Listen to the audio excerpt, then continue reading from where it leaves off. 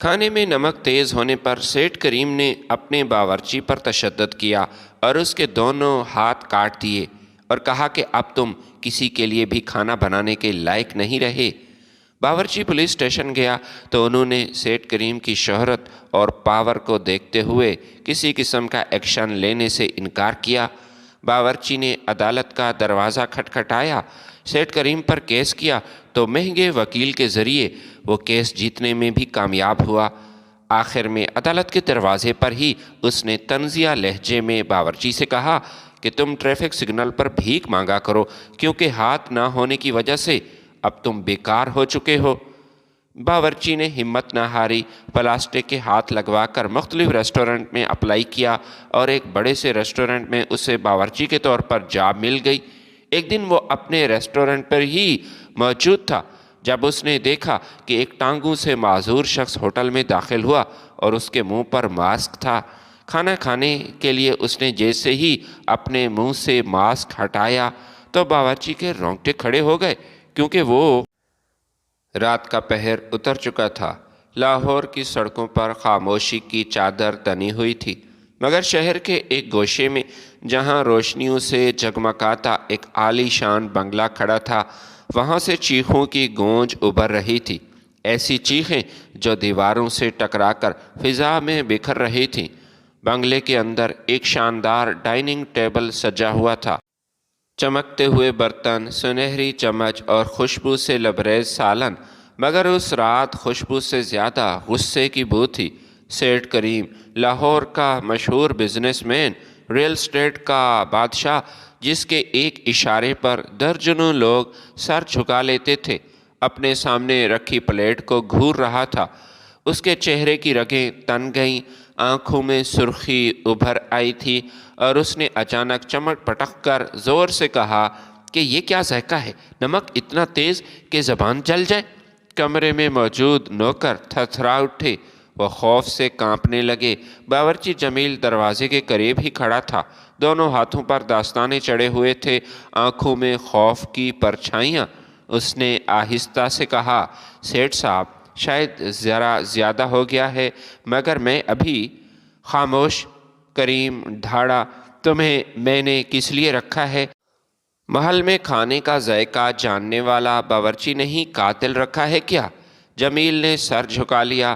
سیٹھ صاحب، انسان ہوں اور غلطی انسان سے ہو جاتی ہے، اگلی بار خیال رکھوں گا، یہ میرا وعدہ ہے۔ انسان؟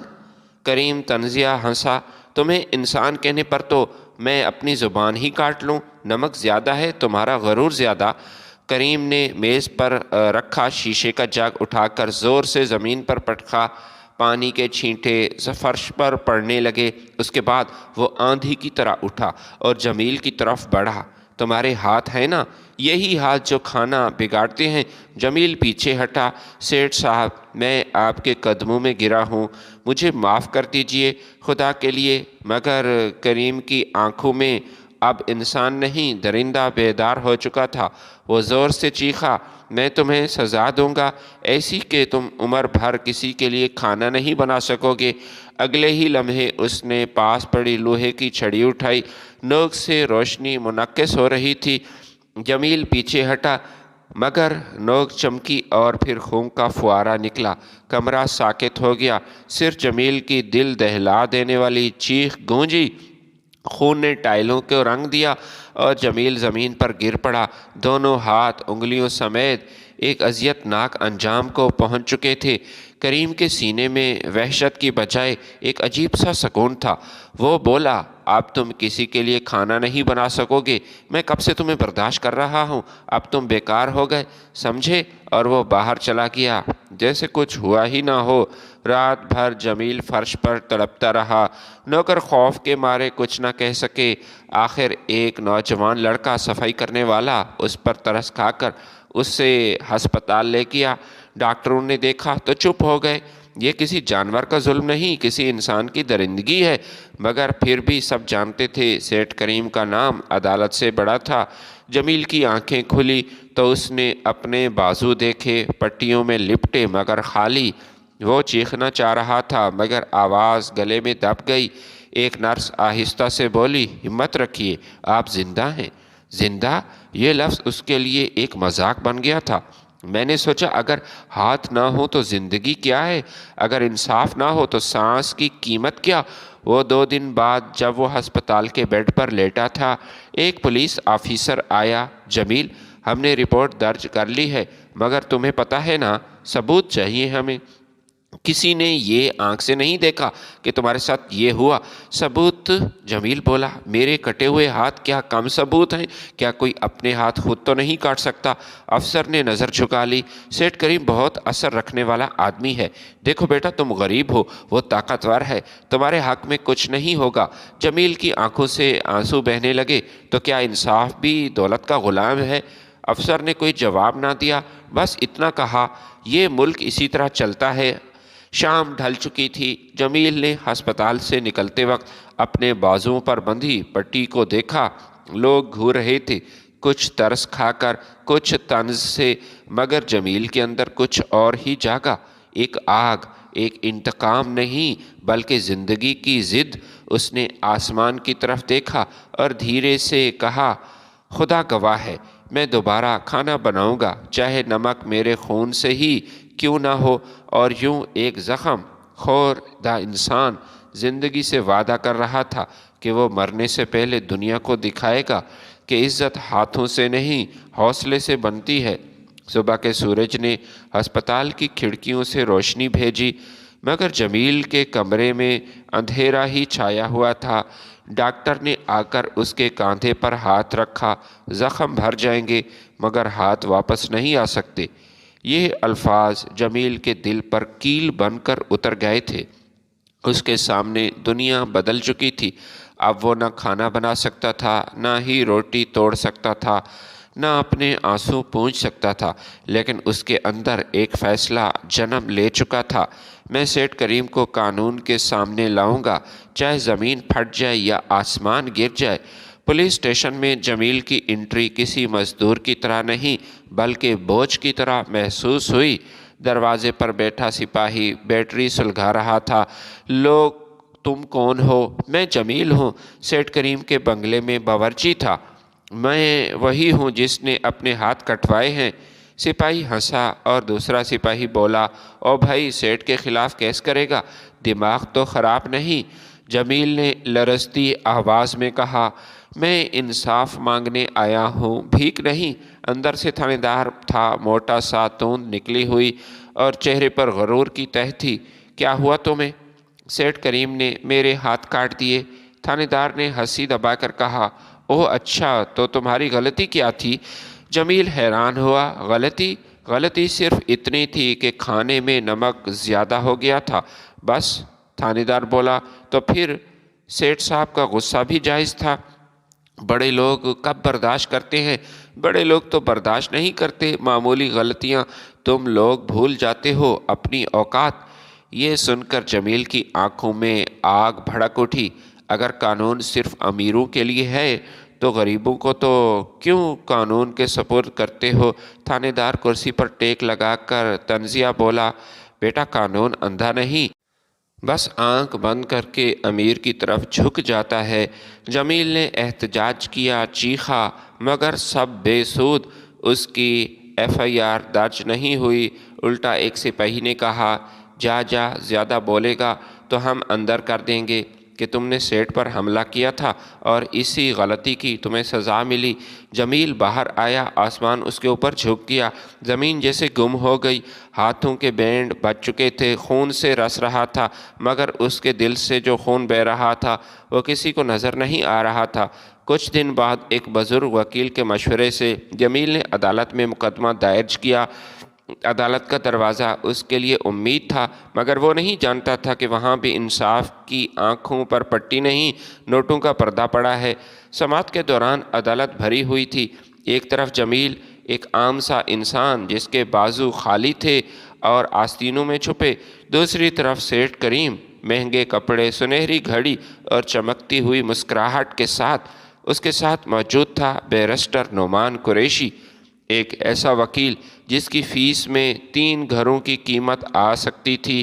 جج نے کمرے میں داخل ہوتے ہی اعلان کیا، عدالت کی کارروائی شروع کی جاتی ہے۔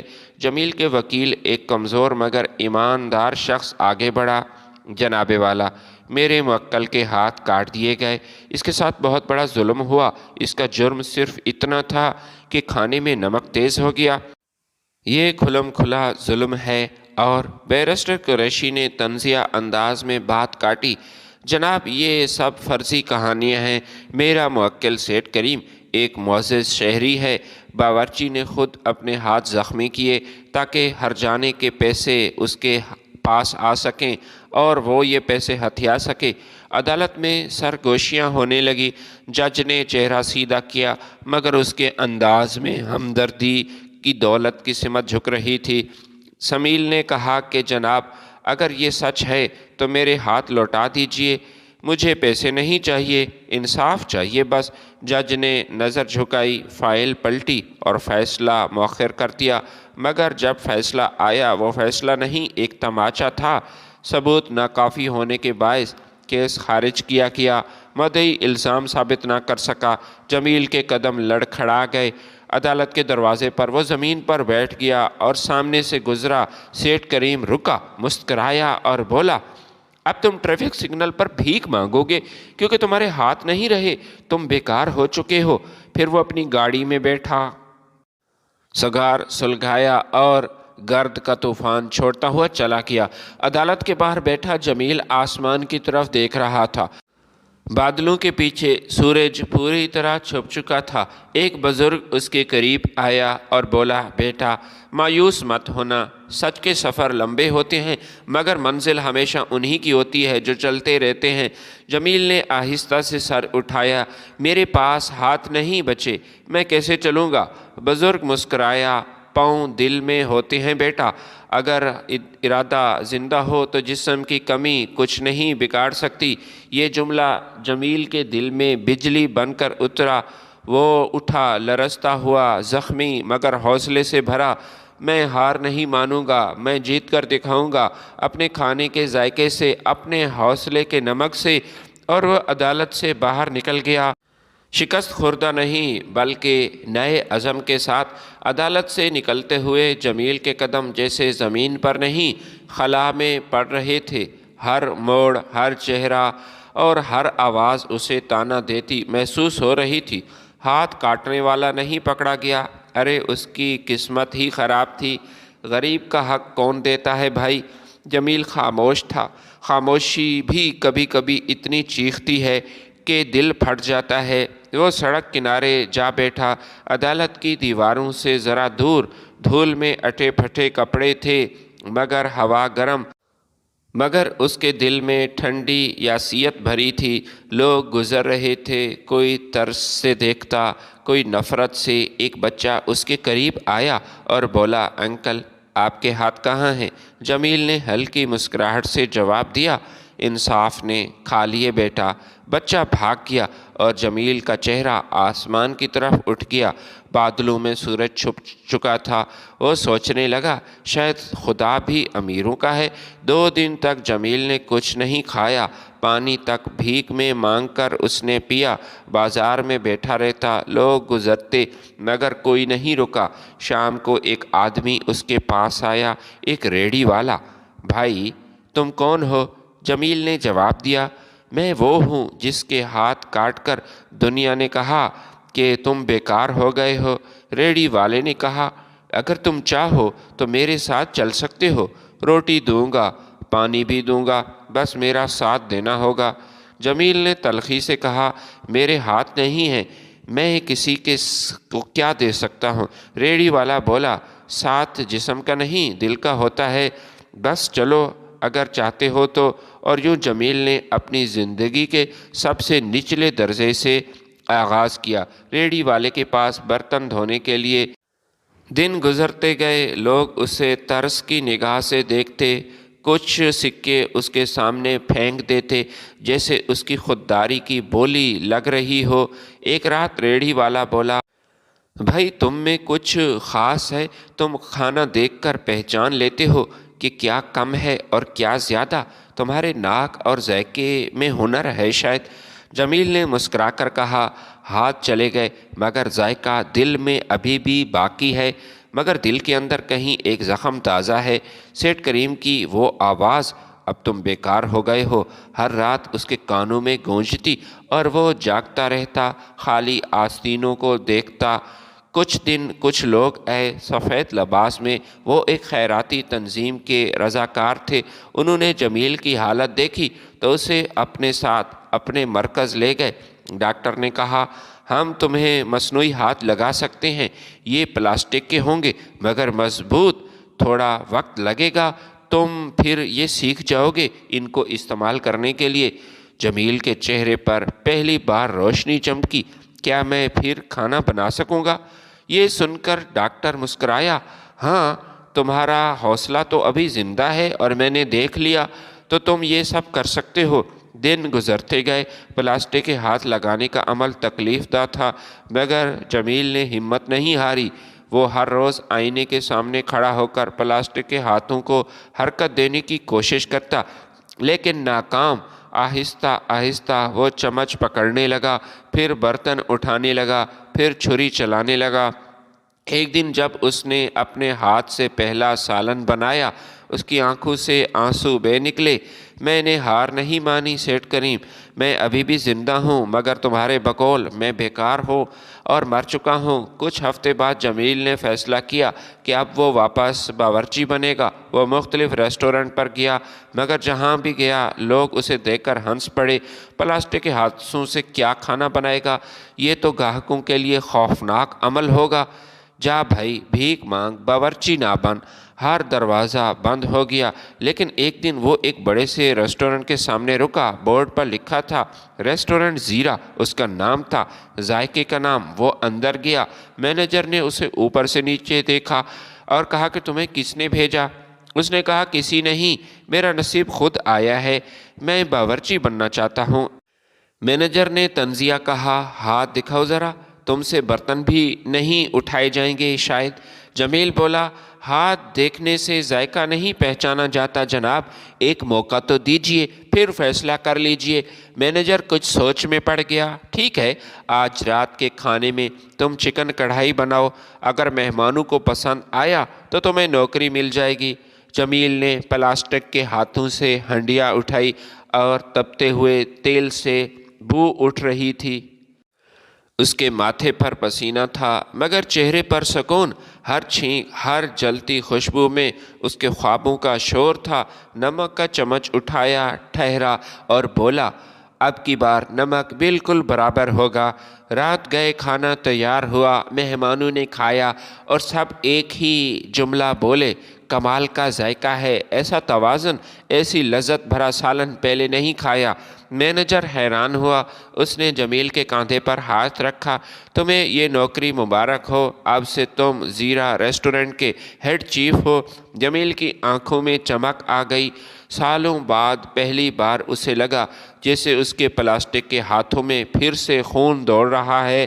اس رات وہ ہوٹل کے کونے میں جا کر بیٹھ گیا، آسمان کی طرف دیکھا، آنکھیں بند کی اور دھیرے سے کہا، یا اللہ، اب میں کسی کے رحم پر نہیں، اپنی محنت پر زندہ ہوں اور یہ ذائقہ اب کبھی نمک سے زیادہ نہیں ہوگا۔ دن کی روشنی دھیرے دھیرے ہوٹل زیرہ کی بڑے شیشوں پر اتر رہی تھی۔ باورچی خانے میں بھاپ اور خوشبو کا ایک عجیب امتزاج پھیلا ہوا تھا۔ پتیلوں کی چھینک اور تیل کے چھپیٹے اور ہنڈیا کی خوشبو، یہ سب جمیل کے لیے زندگی کی موسیقی بن چکے تھے۔ اب وہ کسی کے محل میں نوکر نہیں تھا، اب وہ شیف جمیل تھا، ایک ایسا باورچی جس کے ہاتھ پلاسٹک کے ضرور تھے مگر ذائقہ لوہے کے حوصلے سے نکلا تھا۔ جب وہ کام شروع کرتا تو ہوٹل کے دوسرے ملازم چپ چاپ دیکھتے، کوئی سرگوشی کرتا، دیکھو یہ وہی ہے جس کے ہاتھ مصنوعی ہیں، ذرا کمال اس کا دیکھو، کوئی طنز کرتا، یہ بھاپ میں پگھل نہ جائیں بس۔ لیکن جب جمیل کھانا مکمل کرتا تو وہی لوگ حیرت سے ایک دوسرے کو دیکھتے تھے۔ کھانے میں ایسا توازن، ایسی مہک اور نرمی کہ زبان یاد رکھے۔ اس کا اخلاق بھی بہت اچھا تھا۔ ایک دن ہوٹل کے مالک مسٹر رفیق خود کچن میں آئے۔ جمیل تمہارے ہاتھوں میں جادو ہے۔ ہم نے تمہارے آنے کے بعد گاہکوں کی لائنیں دیکھی ہیں، لوگ پوچھتے ہیں یہ ذائقہ کہاں سے آتا ہے۔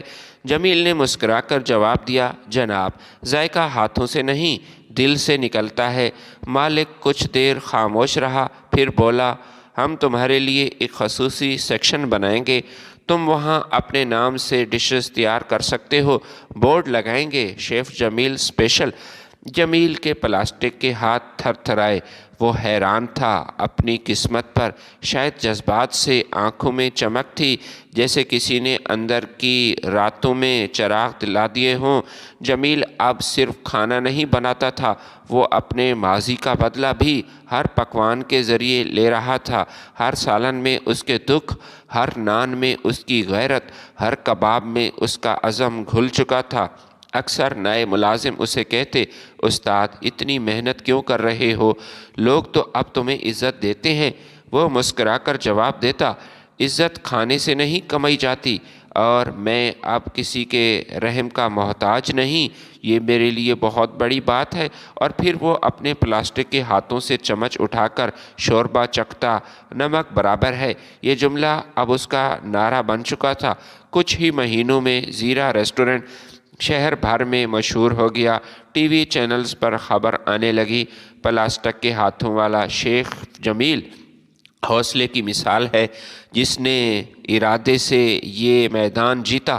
ایک نیوز رپورٹر نے انٹرویو کرتے ہوئے اس سے پوچھا، جمیل صاحب، اگر آج سیٹھ کریم آپ کے سامنے آئے تو آپ کیا کہیں گے؟ جمیل نے لمحہ بھر سوچا، پھر آہستہ سے بولا، میں اسے کہوں گا کھانے میں نمک زیادہ نہیں، زندگی میں انصاف کم تھا۔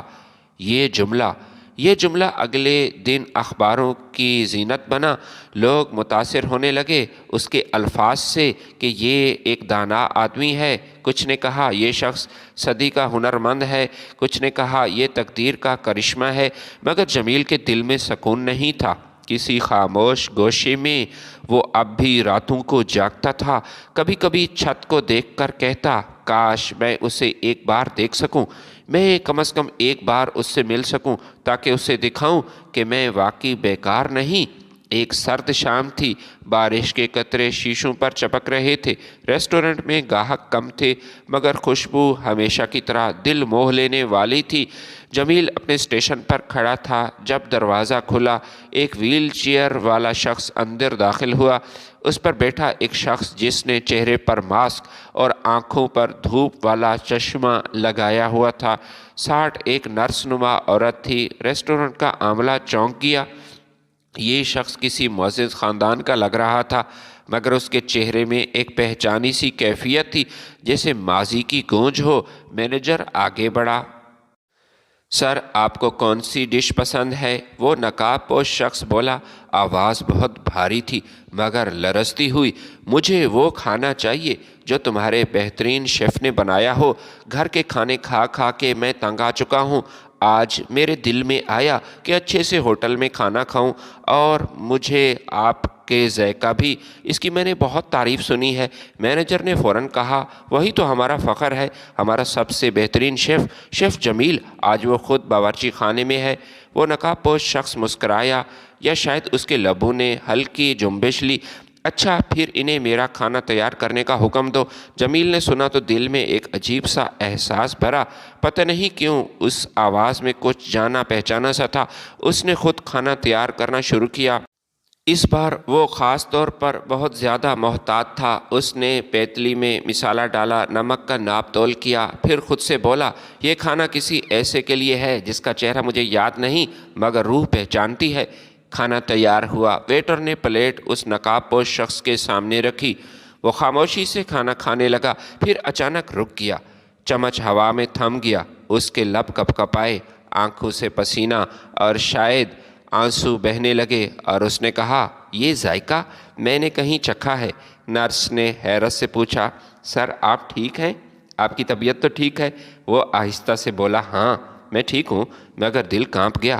پھر اس نے ویٹر سے کہا، شیف کو بلاؤ۔ جمیل باورچی خانے سے نکلا، پلاسٹک کے ہاتھ آستینوں میں چھپے ہوئے تھے مگر چہرہ تو روشن تھا۔ وہ آہستہ چلتا ہوا میز تک پہنچا اور नकाब पोश शख्स ने नज़र उठाई। चंद लम्हे के लिए खामोशी छा गई। बारिश के कतरे शीशे पर फिसलते रहे और फिर वो शख्स कांपते लहजे में बोला, तुम और यहाँ? तुम जमील हो? जमील के कदम रुक गए। उसके कानों ने वो आवाज़ पहचान ली।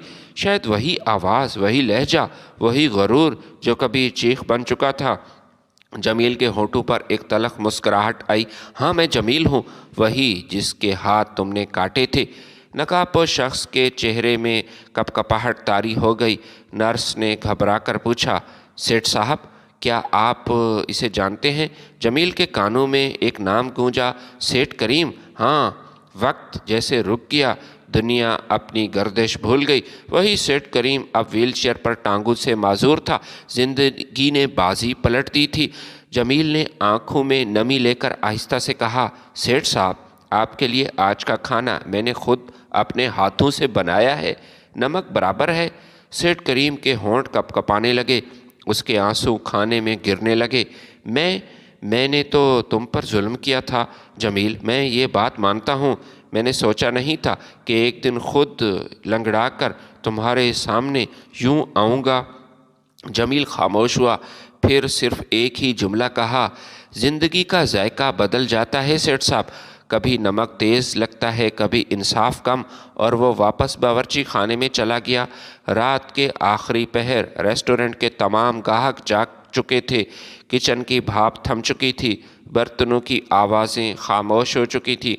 मगर जमील के दिल में एक तूफ़ान बरपा था। वो अपनी मखसूस मेज़ पर बैठा था। सामने प्लास्टिक के हाथ ध्यान से रखे हुए थे। आज कई साल बाद वो चुप नहीं रह पाया। वक्त ने आज उसे और सेठ करीम को एक ही छत के नीचे ला बिठाया, जिसके बारे में वह सोच नहीं सकता था। हाँ, मगर इस दिन का उसे इंतज़ार था। मगर मकाम बदल गए थे। वही सेठ करीम जो कल ताकत का बुत था, आज व्हील चेयर पर टूटी अना के साथ बैठा हुआ था। वही जमील जिसके हाथ कटे गए, आज इज़्ज़त, मेहनत, हुनर की ताकत बन चुका था। पूरा शहर उसे जानता था। सेठ करीम अभी भी रेस्टोरेंट के कोने में मौजूद था। नर्स जा चुकी थी, बारिश थम चुकी थी, मगर उसकी आंखों में पछतावे की बारिश जारी थी। जमील आहिस्ता आहिस्ता उसके करीब गया। सेठ ने नज़रें उठाई। दोनों की निगाहें मिली। एक में सुकून, दूसरे में शर्मिंदगी। सेठ साहब, आप अभी तक गए नहीं? जमील ने नरमी से पूछा। सेठ करीम ने धीरे से कहा, जाने का दिल नहीं चाह रहा जमील। कई बातें ऐसी हैं जो मैं तुमसे कहना चाहता हूँ। आज जो ज़ायका चखा है, उसने मेरे सारे गरूर को जला दिया। मैंने तुम्हारे हाथ काटे थे, मैं मानता हूँ, मगर तुमने मुझे अपने दिल से नहीं काटा। तुमने बदला नहीं लिया। क्यों जमील, ऐसा क्यों? जमील खामोश रहा। वो बोला, मैंने बदला ले लिया है सेठ साहब, अगर आप इस बात को समझें। मगर मेरा बदला तलवार से नहीं, कढ़ाई से निकला है। आपने मेरे हाथ छीने, मैंने अपने हुनर से दोबारा बना लिए। आपने मेरी इज़्ज़त छीनी, मैंने इज़्ज़त वापस कमाई। आज पूरा शहर मुझे जानता है। आपने मेरा जिस्म ज़ख्मी किया, मैंने आपकी रूह को ज़ख्मी किया। बस यही मेरा इंतकाम है। सेठ करीम की आंखों से आंसू आए। वो कांपते लहजे में बोला, मैंने तुम्हें इंसान नहीं समझा था। मैंने तुम्हें एक नौकर समझा था, मामूली, जो मेरा कुछ नहीं बिगाड़ सकता था। मैंने तुम्हें सज़ा दी। मेरी सज़ा तो आज से शुरू हुई। देखो ये टांगें अब मेरा बोझ नहीं उठा सकती। शायद ये इंसाफ, अल्लाह ताला का इंसाफ है। जमील ने कुर्सी खींचकर उसके सामने बैठ गया। रेस्टोरेंट की रोशनी मद्धम हो चुकी थी। दोनों के चेहरों पर एक उदास सुकून फैल चुका था। सेठ साहब, दुनिया की अदालत में आप जीत गए थे और वो आपकी एक आर्जी जीत थी, मगर आज आप अपनी अदालत में हार गए। इंसान की सबसे बड़ी अदालत वो है जो दिल के अंदर लगती है। वहाँ कोई वकील नहीं, कोई गवाह नहीं, वहाँ सिर्फ ज़मीर होता है और वो उसे अंदर से झंझोड़ता है। वो कभी झूठ नहीं बोलता। सेठ करीम ने नज़रें झुका लीं। जमील, क्या तुम मुझे माफ़ कर सकते हो? मैंने तुम्हारा मुस्तकबिल छीना, तुम्हारा हुनर, उस पर जुल्म किया। अगर मैं तुम्हारी जगह होता तो शायद मुझे देखना भी बर्दाश्त ना होता। जमील ने आहिस्ता से कहा, मैंने आपको उसी दिन माफ़ कर दिया था जिस दिन अपने हाथों पर प्लास्टिक लगवाया और फिर से काम करने लगा, क्योंकि मैं समझ गया था अगर मैं नफ़रत लेकर जीता हूँ तो भी میرے اندر زندہ رہے گی، اور جب تک نفرت اندر زندہ رہے انسان کی کامیابی پیچھے ہٹ جاتی ہے۔ میں نے معاف کر دیا، اپنے آپ کو مار دیا اور خود کو آزاد کیا۔ سیٹھ کریم کے چہرے پر سکون آیا۔ پھر اس نے جیب سے ایک چیک بک نکالی۔ جمیل، تمہارا حق ہے کہ میں تمہیں وہ سب لوٹا دوں جو میں نے چھینا۔ یہ 1 کروڑ روپے کا چیک ہے اور تمہارے لیے، تمہیں اب کام کرنے کی ضرورت نہیں۔ جمیل نے چیک دیکھا، پھر آہستہ سے واپس رکھا۔ سیٹھ صاحب، میں اب بھیکاری نہیں ہوں۔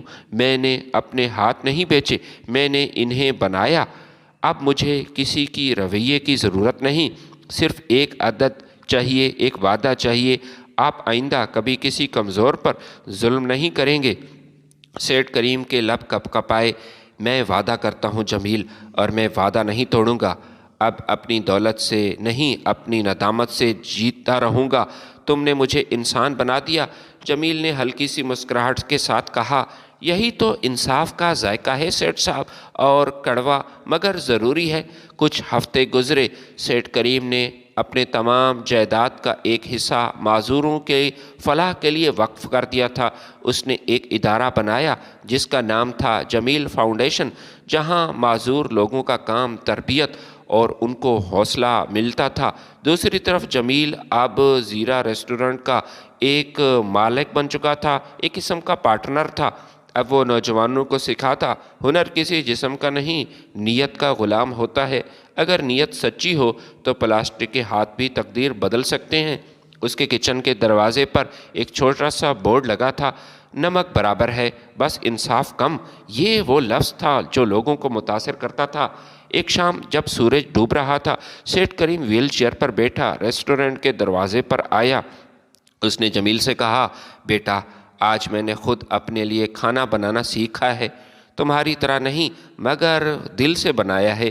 جمیل نے مسکرا کر جواب دیا، سیٹھ صاحب، اصل کھانا وہی ہوتا ہے جو ندامت کے آنسوؤں سے نمکین ہو جائے۔ دونوں نے ایک دوسرے کی طرف دیکھا۔ نہ آج کوئی مالک تھا اور نہ ہی نوکر، صرف 2 انسان تھے جن کے درمیان نفرت پگھل کر عزت میں بدل چکی تھی، اور اسی لمحے ہوا میں ایک خوشبو پھیل گئی تھی، پلاسٹک کے ہاتھ اور معذور ٹانگوں والا، اور 2 زندہ دلوں کی خوشبو۔ صبح کا وقت تھا، لاہور شہر کی فضاؤں میں سرد ہوا چل رہی تھی۔ ایک بڑی عمارت کے سامنے بورڈ لگا تھا، جمیل فاؤنڈیشن، جہاں کمزوری طاقت بنے۔ دروازے پر ہی جمیل کھڑا تھا، جس کے پلاسٹک کے ہاتھ اب سینکڑوں معذوروں کے لیے ایک امید کا چراغ بن چکے تھے۔ فاؤنڈیشن کی عمارت میں داخل ہوتے ہی محنت کی آوازیں سنائی دیتی تھیں، لیکن کہیں کسی معذور لڑکے کو سلائی کڑھائی سکھائی جا رہی تھی، کہیں کوئی نابینا بچہ خوشبو سے چائے بنانا سیکھ رہا تھا، کہیں مصنوعی بازو لگانے کی تربیت جی رہی تھی، اور کہیں کوئی لڑکی ویل چیئر پر بیٹھے بیٹھے کمپیوٹر استعمال کر رہی تھی۔ ہر کمرے کی الگ کہانی تھی، ہر کمرے کی دیوار پر ایک ہی جملہ تھا، ہم معذور نہیں، مجبور تھے، اب ہنر مند ہیں۔ جمیل اکثر صبح آ کر سب کو سلام کرتا، پھر خود باورچی خانے کی طرف چلا جاتا، جہاں آج بھی خوشبو پھیل رہی تھی، محنت کی، ہمت اور لگن کی۔ ایک دن فاؤنڈیشن کے گیٹ پر ایک بوڑھی عورت آئی، اس کے ساتھ ایک کم عمر لڑکی تھی جس کے دونوں ہاتھ نہیں تھے۔ عورت نے لرزتی آواز میں کہا، بیٹا، یہ میری نواسی عائشہ ہے، ایک حادثے میں اس کے ہاتھ جل گئے تھے، سب کہتے ہیں کہ اب یہ بیکار ہے، یہ اب کچھ نہیں کر سکتی، مگر میں نے سنا ہے تم ناممکن کو ممکن بناتے ہو۔ جمیل نے مسکراتے ہوئے جواب دیا، یہاں کوئی معذور نہیں آتا اماں، یہاں سب وہ آتے ہیں جو دوبارہ جینا چاہتے ہیں، جو اپنے آپ کو بیکار نہیں سمجھتے۔ اس نے عائشہ کو باورچی خانے میں بھیج دیا۔ پہلے دن وہ خاموش رہی، مگر اگلے ہی ہفتے اس نے جمیل کے انداز میں چمچ منہ سے پکڑ کر شوربہ چکھا۔ جمیل نے تالیاں بجائیں، واہ عائشہ، ذائقہ برابر ہے، بس حوصلہ بڑھا دو۔ یوں جمیل کے بعد عائشہ فاؤنڈیشن کی نئی چیف ہیڈ بنی۔ اس کے ہونٹوں سے ہمیشہ ایک ہی جملہ نکلتا، میں ہاتھوں سے محروم ضرور ہوں مگر اپنے خوابوں سے نہیں۔ کچھ مہینے بعد فاؤنڈیشن میں ایک تقریب رکھی گئی۔ مہمان خصوصی تھے سیٹھ کریم۔ اب ان کے چہرے پر غرور کی جگہ نرمی تھی، لہجے میں وہ عاجزی جو صرف توبہ کے بعد ہی ممکن ہے۔ انہوں نے اسٹیج پر آ کر کہا، میں وہ ہوں جس نے ظلم کیا تھا، مجھے آج بھی وہ ظلم یاد ہے، مگر آج وہی شخص میرے ساتھ بیٹھا ہے جس نے مجھے جینے کا سبق دیا، جس نے مجھے بچا لیا۔ اگر جمیل مجھے معاف نہ کرتا تو شاید میں اپنے ضمیر کے قید خانے میں مر جاتا، مگر آج میں آزاد ہوں۔ اس حوصلے کی بدولت تالیاں بجیں، لوگوں کی آنکھوں میں آنسو تھے۔ جمیل نے آگے بڑھ کر کہا، سیٹھ صاحب، آپ نے آج وہ بھٹی جلائی جہاں انسانیت کی روٹی پکتی ہے۔ آئیے ہم دونوں مل کر اس فاؤنڈیشن کو پاکستان بھر میں پھیلائیں۔ اسی دن فیصلہ ہوا، جمیل فاؤنڈیشن اب ملک کے ہر صوبے میں شاخیں کھولے گی۔ 1 سال بعد جمیل فاؤنڈیشن کا نام پوری دنیا میں گونجنے لگا۔ باہر کے ممالک سے ماہرین آنے لگے۔ جمیل نے معذور افراد کے لیے مصنوعی ہاتھ بنانے کی ورکشاپ کھولی تھی، جہاں لوگ مفت علاج ان کا ہوتا، ان کو تربیت دی جاتی اور روزگار پاتے۔ ایک غیر ملکی صحافی نے انٹرویو میں پوچھا، مسٹر جمیل، آپ کو سب سے زیادہ فخر کس بات پر ہے؟ جمیل مسکرایا، مجھے اپنے ہاتھوں پر نہیں، ان ہاتھوں پر فخر ہے جو میں نے دوسروں کو دلوائے ہیں۔ میرا درد اب صرف میرا نہیں رہا، یہ ایک تحریک بن چکا ہے۔ پھر ایک دن جمیل کے پاس ایک لفافہ آیا، اس میں عدالت کا حکم نامہ تھا۔ ریاست پاکستان تمہیں انسانی خدمات کے لیے تمغہ حوصلہ سے نوازتی ہے۔ انعام کی تقریب میں سب لوگ موجود تھے، سیٹھ کریم، عائشہ، ریسٹورنٹ کے پرانے ساتھی اور وہ تمام معذور مرد اور عورتیں جو اب زندگی کی ریس میں شریک تھے۔ جب جمیل نے اسٹیج پر آ کر خطاب کیا تو حال خاموش ہو گیا۔ دوستو، ایک زمانہ تھا جب میرے ہاتھ کٹ گئے تھے، اور ایک وقت یہ آیا کہ انہی ہاتھوں سے میں دوسروں کو جینا سکھا رہا ہوں۔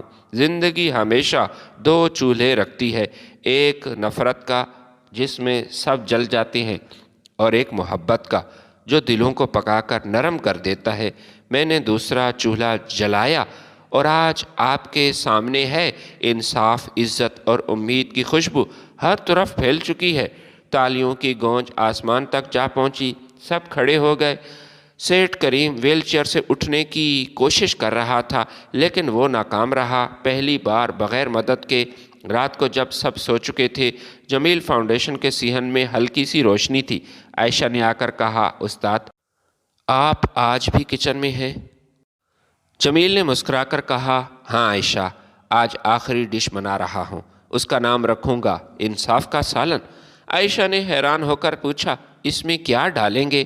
جمیل نے مسکراتے ہوئے کہا، درد، محنت، معافی اور تھوڑا سا نمک، مگر برابر۔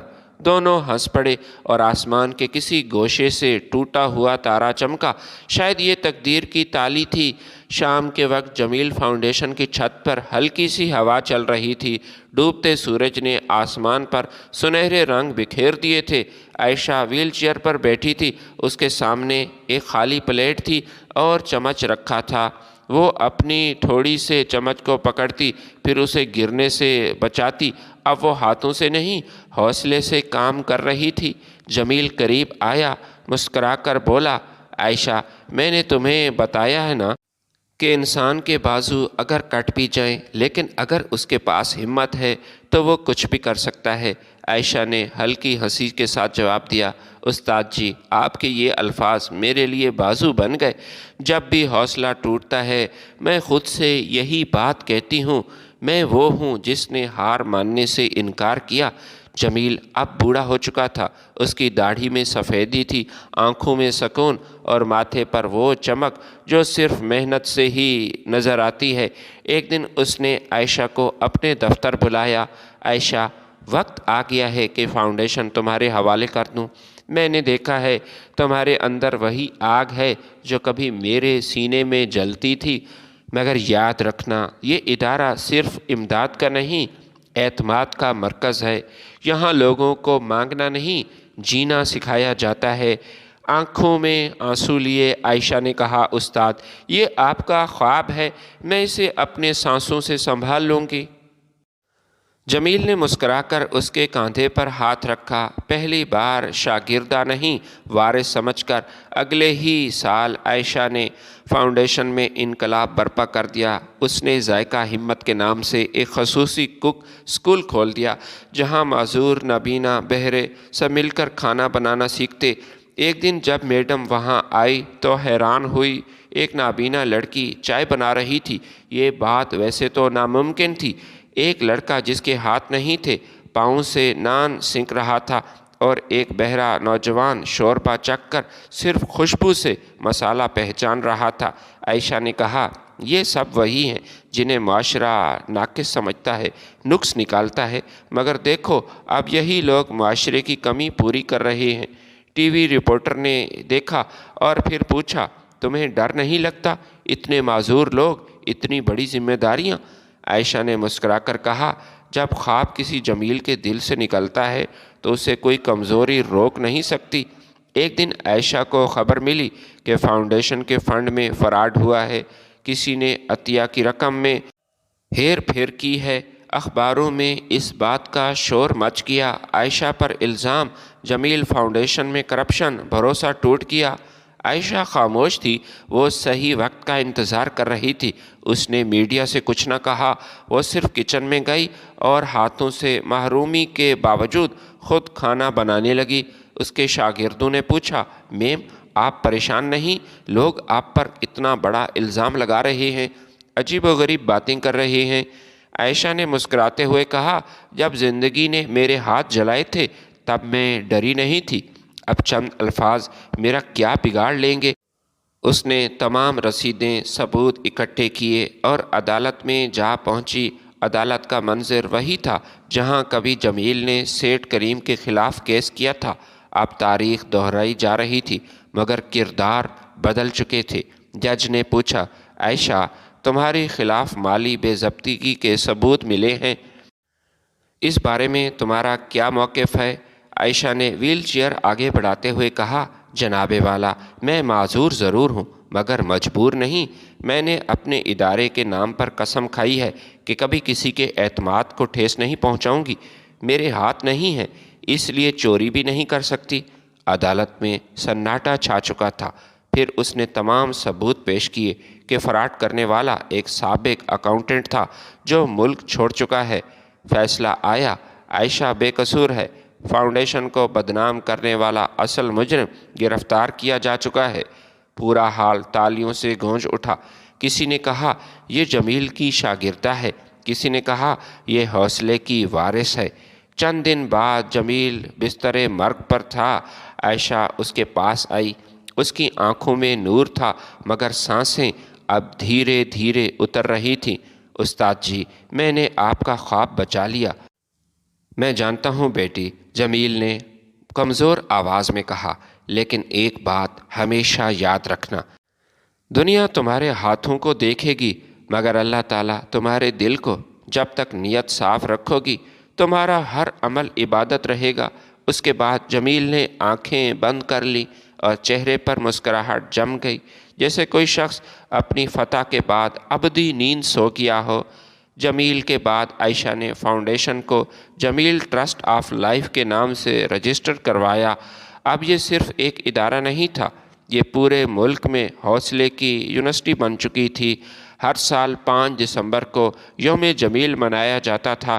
اس دن عائشہ نے کھڑے ہو کر تقریر کی، میرا استاد، اس نے مجھ سے کہا تھا، زندگی کا اصل ذائقہ انصاف، محنت اور معافی میں ہے۔ آج میں کہتی ہوں، اگر تمہارے ہاتھ نہیں تو کسی کے دل کو تھام لو، اگر تم چل نہیں سکتے تو کسی کا حوصلہ بن جاؤ۔ یہی انسانیت ہے، یہی تو حقیقی جیت ہے۔ لوگ کھڑے ہو جاتے، تالیاں بجاتے اور آسمان پر جیسے جمیل کا سایہ مسکرا اٹھا۔ جب حوصلہ وراثت بن جائے تو نسلیں معذور نہیں، مضبوط ہو جاتی ہیں۔